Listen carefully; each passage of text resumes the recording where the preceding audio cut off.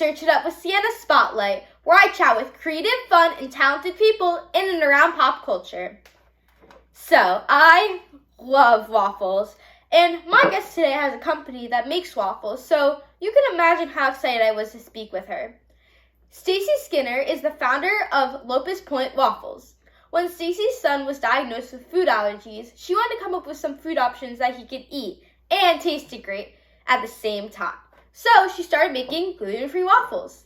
Her waffles are made with natural organic ingredients, and they are so good, and come in different flavors like wild Maine blueberry, confetti, strawberry, and chocolate chip, just to name a few. I talked with Stacie about her background and inspiration for the company in her interview. And now, without further ado, here's my interview with Stacie Skinner. So I want to start with the name. So I know you grew up in Maine. Do you live in Lopaus Point? Did you live in Lopaus Point, or do you right now? And what was special about it to you? Okay. So I did grow up on Lopaus Point, and I don't know, have you ever been to Maine before? I don't think so, but I know that Okay. my friends go there a lot. I've always wanted to go. Yeah. So if you get a chance, go. It's absolutely beautiful. So on the coast, there's a small island called Mount Desert Island, and it's where Acadia National Park is. It's a really beautiful area. And I grew up in one of the little villages on the island called Bernard. And the little area where I grew up is called Lopaus Point. And it's one of my favorite places in the world to go still, to visit, to go home and just have really good memories of being in the kitchen with my mom when I was a little kid. And we just spent so much time cooking together there. And so it just felt very natural to name it after that place. Mm-hmm.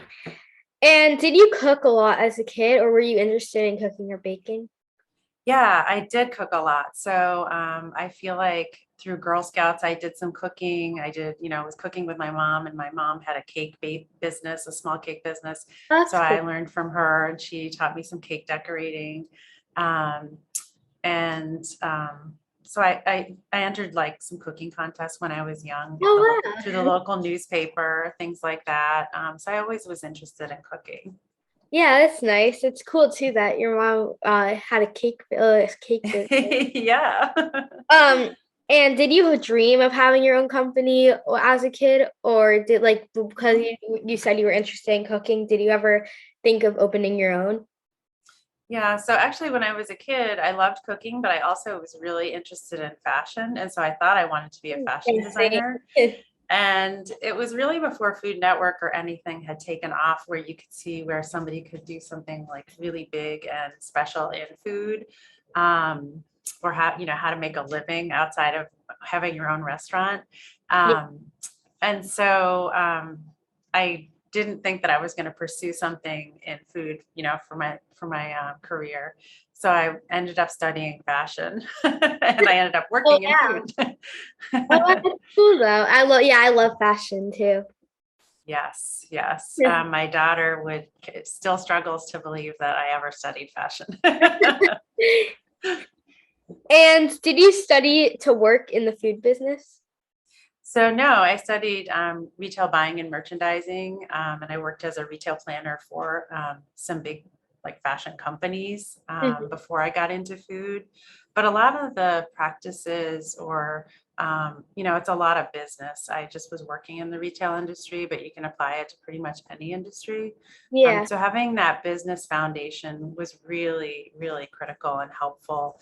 As I segued into food and into, what I do today. So I know a lot about food and baking and all the fun stuff, but I have the foundation of a business degree, which has really helped us, Yeah. navigate.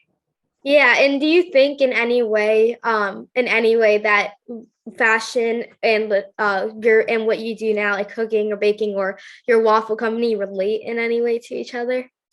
I mean, they're definitely both very creative expressions. I think that, food and fashion are different mediums, but we're always trying to, look a certain way or create a food to taste a certain way. And I think they're both really creative aspects of the people that are doing them. What was your motivation behind starting the Locust Point Waffles? Mhm. So my son Ethan, he's now 18. He was diagnosed with life-threatening food allergies and a severe gluten intolerance when he was 8. Mhm. And so our whole family, I shifted how we were eating to keep him safe and to get him healthier again. So he was the motivation on why we became a gluten-free family. And I was busy I was already working in the food field and research and development. And we just discovered that everything that was convenient just didn't taste good and it wasn't Yeah. healthy, and just kind of felt bad buying it and serving it to my family. So just started making our own things. Oh, that's cool. Yeah. And like, why did you decide to make waffles for your business? Like, because if Yeah. like, because you could have chose, I don't know, like you could have chosen Yeah. anything to. Anything. Yeah. Yeah. Right. Cookies, brownies, anything. Some of those things I was making. It's funny. So we went to Disney as a family for vacation, and we stayed, nearby the park. And because my son has food allergies, we, had our condo so we could make our meals. And I Uh-huh. bought frozen waffles, and I just didn't even think about it because we weren't home. I couldn't make waffles. And when my son ate them, he looked at me and he said, "Mom, these are disgusting. I don't know what they are, but you should be selling your waffles." And it was like that moment on our Disney vacation where I realized that's probably like my big idea. So when we got back, I started selling them in my local farmer's market, and he was right. Oh wow, that's so cool. Yeah. And so your son, so you said you made the waffles Mhm. before, so you've been making them before you even had the company. So you just made them Yes. for your son. Oh, that's Yes. cool. And Yeah. did you start by creating the recipes for the waffles yourself, or was it like a recipe that someone helped you with? Yeah, it's something I created on my own. Like I said, I was working for a food company in research and development, and I'd worked with food scientists and learned a lot about how food products were made. And I just applied sort of like my homemade theory as well, like, using the Yeah, best ingredients from your pantry instead of food science kind of stuff. And that's how I came up with them, yeah. just in my kitchen and through trial and error, like anything good. I mean, Mhm. I had some real flops before I got to the good recipe. And then when I had a hit, I started sharing them with friends that weren't gluten free. They could eat anything, and Yeah. they couldn't tell they were gluten free, and they just tasted really good. Yeah. And do you make anything else or did you make anything else that would like besides waffles that were Mhm. like gluten free and dairy free, but that were like tasted good like the waffles too? Yes. So I had some breads that I did, like pumpkin spice and That's banana, and mhm. some cookies also that I sold at a local coffee shop. But decided just to dedicate myself to the waffles. Yeah. um, and what was involved with getting the business started? Like how after I know Mhm. you said that you had that it really came to you to sell them while you're in Mhm. Disney, but when did Yeah. you like how did it the start how did it start after that? Sure. So I decided to test the waters by using my local farmers market. I really think that's a great access point for anyone that has an idea, because pretty quickly if people like what you're doing or not, or Yeah. if it's more than saleable, if it's craveable by people. So I started in my farmers market on weekends while I was still working, and worked from a shared space that was a gluten-free kitchen, and just sort of tested the waters that way. And, when I started having people emailing me or calling me and saying, "Save me a bag of waffles because you sold out last week," that's when I knew I had something that was like that people were craving, and Yeah. like were like, "I want to have that again, and I don't want to not have it when I get to farmers market." So that's kind of how I tested the waters, was through that. Yeah. And can you talk about your association with the Goodwill Learning Center a little bit? Yeah, sure. So Goodwill Columbus is a wonderful organization we partner with here in the area. And so since the beginning, I've trained and worked with people that are differently abled. And that's something that just really resonated with me. And I didn't realize how many people in our community were overlooked for employment opportunities, people that want to work and can work. Yeah. Um, and so when I moved into our own facility, it just so happens that our neighbor is Goodwill, and we got to know the workforce development supervisors and team. And now we employ people on a 1-to-5 ratio. Mhm. And it's an incredible experience mutually. having people that are differently abled is an important thread in the fabric of who we are as a company. Yeah. And it's an incredible experience. It's very gratifying. And I don't know, it's just awesome. And what was your biggest challenge and with this company? Has there Mhm. like when you started or right now, what has been the Mhm. biggest challenge for you? Yeah, I think, well, two big things come to mind. One is money, definitely, because it Mhm. takes a lot of money to run a business, start it, and to try to pay yourself and your employees. That can be a really big, burden. And the other thing is just juggling all the roles. So I joked with my business partner, Karen, yesterday at 11 o'clock in the morning. I said, "Have you put your 99th hat on yet?" And we were just laughing because we've done everything from creative to, just Yeah. all the things that, big companies have all these departments. And even though you're not as busy as these big companies, in some way you fill every role that a big company has Mhm. in your day or throughout your week. So you're not necessarily expert level at everything, but you have to at least have some level of understanding, or even more importantly, a willingness to learn, which is one of Yeah. my favorite things about being an entrepreneur is just Mhm. every day there's a curveball or a wild card, and taking the opportunity to learn, and then the next time it comes at you, it's not a big deal. Yeah. And how many waffle flavors do you have right now? Because I know, or like, do you have right now? And I know I've seen, did you have any in the past that you're not selling right now? And do you Mhm. have any that you're planning to sell but aren't Right. yet? Yeah. So right now we have our everyday flavors are original, wild blueberry, chocolate chip, and strawberry. And strawberry is one of our newer flavors. And then seasonally, we have pumpkin spice. For our local stores here in Columbus, Ohio, we have pumpkin chocolate chip.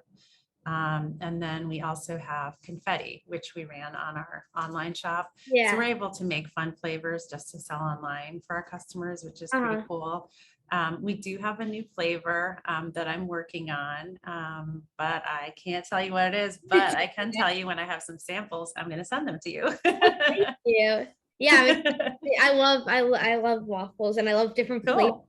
I love different Good. flavors too. So Yeah, I would love to I- send them to you for some feedback. yes, definitely. I love to try them. Um, Good. And I also love how the packaging is for the waffles, because I know, like, if I shop at Whole Foods a lot, my family and I know when we go there and I get frozen waffles, they're always like in this like just this like kind of boring old package, you know. But I love how your waffles are packaged, because even the logo like on it says like strawberry or blueberry. They're just very cute and and I just love like the packaging too and the plastic so you could see the waffles. How did you plan for that? Well, it's sort of out of just basic necessity. Like when I was starting out originally, we didn't really have the option for anything custom. So I was using a stock bag. I used to sit at my dining room table at night and cut a bag to the right length on a paper cutter. And I would print labels on my home printer. I mean, this was just a very, very simple operation. And fast forward, we have more of a custom bag that's more freezer friendly, but we still have, the label, a hand applied label. We are changing out of that a little bit this year just because Mhm. of how much growth we've experienced. But we want to definitely always have like that small maker and rustic sort of Yeah, charm so that people know that we're not just another big company. yeah, definitely. Yeah. And do you have a favorite waffle? Do you have a favorite waffle you sell? And do you have like a favorite waffle that you don't sell? Mm. So my favorite waffle it's a tie between the original, which is truly the first recipe I made, and Hmm. then the wild Maine blueberry, because I'm from Maine and I love all things wild Maine blueberry. So those are probably my two favorite. And there's something about the original, if I have like a tummy ache or something and I just toast it and eat it plain, like Yeah, so many people have told me like it just like feels good on their tummy when they're not feeling yeah. well. And I haven't, let's see, like, I mean, I've made up flavors that we haven't sold before. Like I did a double chocolate. So I had like cocoa powder in the batter and chocolate chips. Mm-hmm. It was more like a dessert. So that would be something we might be able to do and just sell online. Yeah. But getting products into stores takes so long. That it's really hard to mix up the assortment when you're going into stores. Yeah, and I know these are available in a lot of stores. Are they also sold internationally though? They're not, and we do occasionally get that request. So we ship just to the 48 continental United States right now. And we also like if people shop through Sunbasket, they can order us or Harry and David as well, but mainly through our online shop for now. Yeah. And how do you see your company continuing to grow? And are you planning to develop like any other products? Like I know before you said that you just decided to stick with waffles, but do you plan in the future doing pancakes or cookies or brownies or anything like that? Right. So, I mean, I'm a creative person when it comes to food, so I do have some fun ideas I would love to make right away. Yeah. But I also know that at this point, we're still a young company, so it's really important that I sort of stay in my lane and focus on our delicious waffles and get those to everyone first. Yeah. So my goal is for us to have some kind of national presence nationwide, for waffles. But we do have some other product ideas that we'd like to put behind it that are still in the breakfast area that makes sense to us. Yeah. If you could sell any other product besides a waffle to like your customers, what product would you do? Oh my goodness. I'm not really sure. Think about that.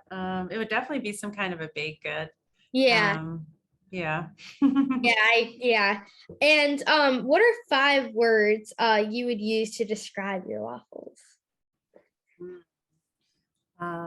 Crispy, fluffy, delicious, craveable, and satisfying.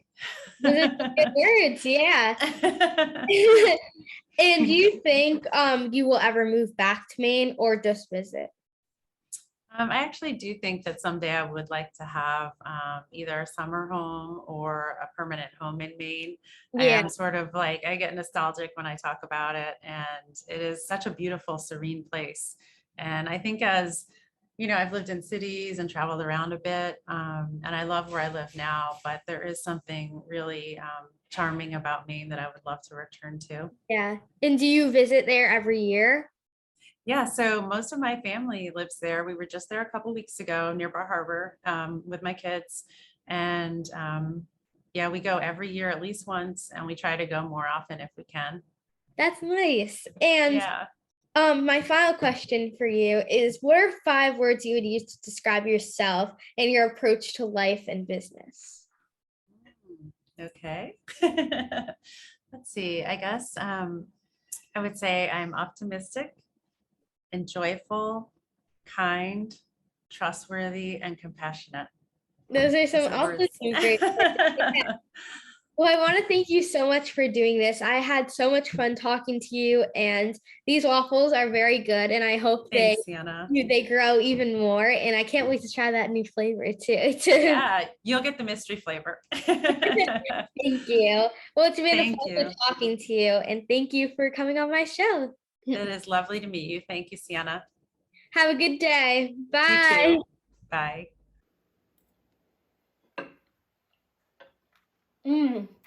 Thank you so much, Stacie. These waffles are amazing. I'm excited to see more new flavors and what other new recipes and products you come out with. That's it for today. See you next time on Search It Up with Sienna Spotlight.